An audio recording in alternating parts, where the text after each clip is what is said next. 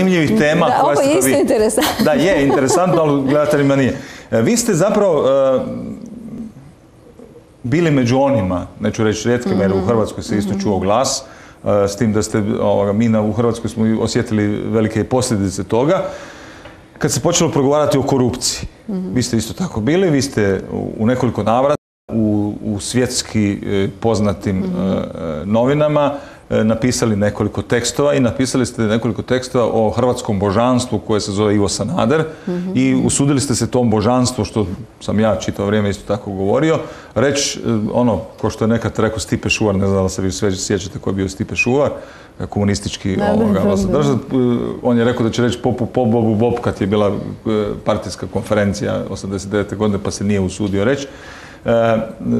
Vi ste, kad ste bili Sanadera, car je gol, jer se to vidjelo. To je čovjek koji ima satova više nego što radnik zaradi čitav život. Znači, čitav radni vijek, toliko Sanader ima satona. On ima u centru grada kuću, on živi bajno, on putuje po svijetu s plaćom koja je bila uvijek manja od moje. A ja to ne mogu sebi priuštiti jer živim pošteno. Prema tome, ja imam pravo sumnjati da on živi nepošteno. Vi ste to napisali, recite kakve su reakcije bile, jeste li imali posljedice, kako je svijet reagirao, kako su u svijetu kolege reagirale i kako je vlast reagirala prema vama Hrvatska. Zapravo, mi smo vrlo, ono što smo na tranziciji iz ekonomije u korupciju se zapravo desila, jer smo vidjeli da zapravo ekonomske reforme u Hrvatskoj ne priželjkuju se zbog toga što ako bi se zapravo reforme pokrenule, postale bi sve manje mogućnosti korupcije u biti. Jer privatizacija bi omogućila da nema kontrole više nad tvrtkama na državnom vlasništvu, nema izvlačenja, nema pranja novaca kao što je slučaj Brodosplit i u biti vrlo rano smo vidjeli da razgovore o ekonomskim reformama završavaju zbog toga što politička korupcija prolazi nekažnjeno.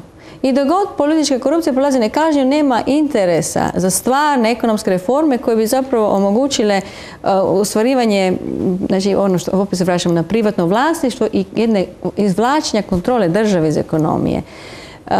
Tekstovi, u biti, pošli smo sa pritiskom. To smo vidjeli da nam to može pomoći i u ekonomskim reformama i u biti u tome što je zapravo korupcija loša i korupcija zapravo košta hrvatske građane jako puno. I zbog toga mi isto tako bi mogli imati i više novaca na raspolaganju za druge stvari, a nemamo radi korupcije. Tekstovi i zapravo događanja, jer su događaji isto bili na temu korupcije, znači imali smo događaj i u Europskom parlamentu i u Americi sa američkim zakonodavcima i tako i tekstovi koji su spomenuli.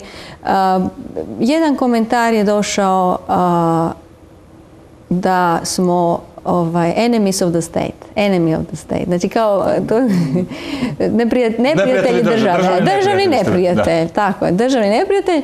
To je bilo dobro, ali niste jedini. Ma ne, to je bilo smiješno. Meni nije bilo smiješno, to čut, ali je... daju etiketu i ako ovisite o njima kao državni neprijatelj, jer oni znaju da vi niste državni neprijatelj, vam treba prilijepiti etiketu. Vi ste napisali ovako: američki i europski porezni obveznici plaćaju korumpirani i prezira vrijedan režim. Vrijeme da ga se izgladni i privede pravdi. Tako je.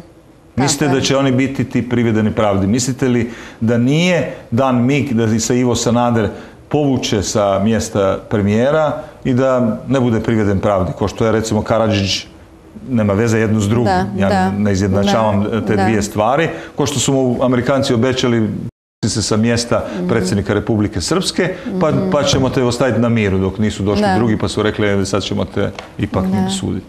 Mislite da će ti naši ljudi koji su uzimali novac, koji su bili gramzivi, da će odgovarati pred sudom?